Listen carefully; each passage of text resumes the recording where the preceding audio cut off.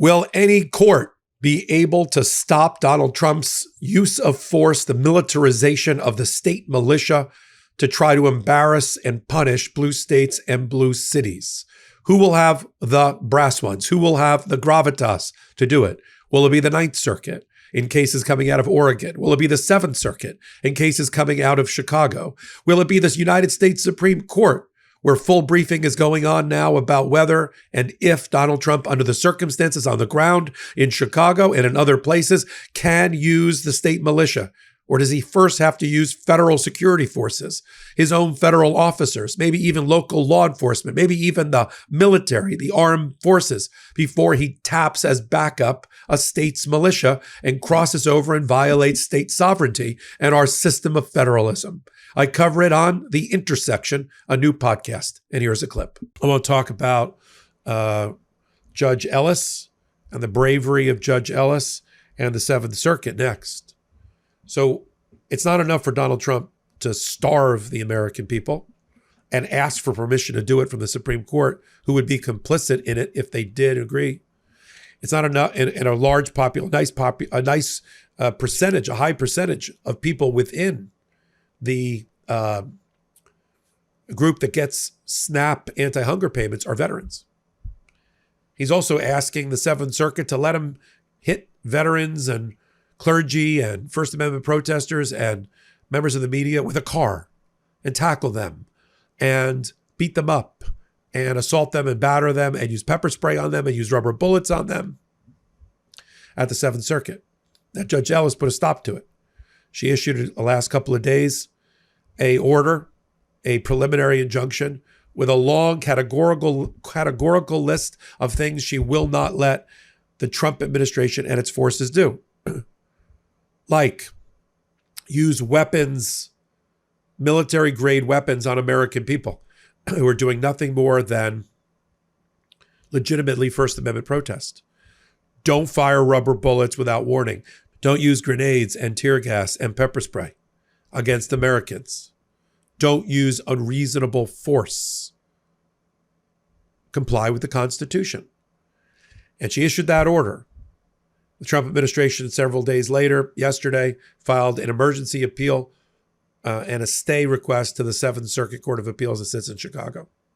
Now, they have sided against her once before, just to put our cards at the table. You know, I don't blow smoke or sunshine at the intersection. And Judge Ellis had ordered that a guy named Greg Bovino, who ran Operation Midway Blitz for the Trump administration, that he report every day at 5:45 about the use of force on the streets. And the Seventh Circuit didn't like that. And they granted what's called a mandamus to stop or compel an official from doing something, in this case, a judge. And the mandamus ruling said that she had crossed the line from neutral arbitrator or arbiter into a person who's instead trying to do surveillance of an executive branch power. If they violate it, then a federal judge can do something about it. But she was more in a supervisory role, and they didn't like that. And so they overturned her order on that. Now, this is different. And the Seventh Circuit has said to the parties, I'm not going to grant the stay based on the papers, and gave them until Thursday, the Trump administration and the other side, to fully brief the issue, and then they'll make their ruling. I think it's 50-50. I like Ellis's decision. I think it's the right one when you're seeing an out-of-control federal force on the streets abusing, firing pepper balls into clergy's heads, abusing the press, throwing them to the ground, using improper force, for these issues. She can't sit idly by. And while they may not want her to get reports, this is her dictating conduct and behavior. It may fly. We'll have to see what the Seventh said. And then, of course, it'll end up back at the United States Supreme Court, who are already trying to complete briefing off of another judge in Chicago, her order that the Seventh Circuit upheld about the nationalization and the deployment of the state militia in Illinois by Donald Trump. that is up with the United States Supreme Court. So you got two issues in Chicago, two different judges, and it's sort of all coming together here about how Donald Trump is abusing, just to troll J.B. Pritzker and the Democrats, Americans who are doing legitimate First Amendment protest, including veterans. I'm glad you're here with me. It's comforting for me to have you join with me here to talk about these issues so I can give you honest commentary at the intersection of law and politics. There's a number of ways for you to support what we're doing here. The Intersection as a podcast is in the rankings of YouTube top podcasts. We're the youngest podcast on that list, but we are frequently in the top 100 of all podcasts, and that's all because of you. Watch us, send this off to friends, ask them to join the Intersection on Tuesday nights or whenever you want to watch it. Then listen to it. Just plug in the Intersection in Spotify or Apple. Leave 5-star reviews and comments, which I read, and that's really a way to help. And then, I run the Legal AF world for Midas. I've got 40 videos that go up on Midas and on Legal AF, the YouTube channel, before the week is over. I curate and run as the editor-in-chief of the Legal AF channel on the Midas Touch Network.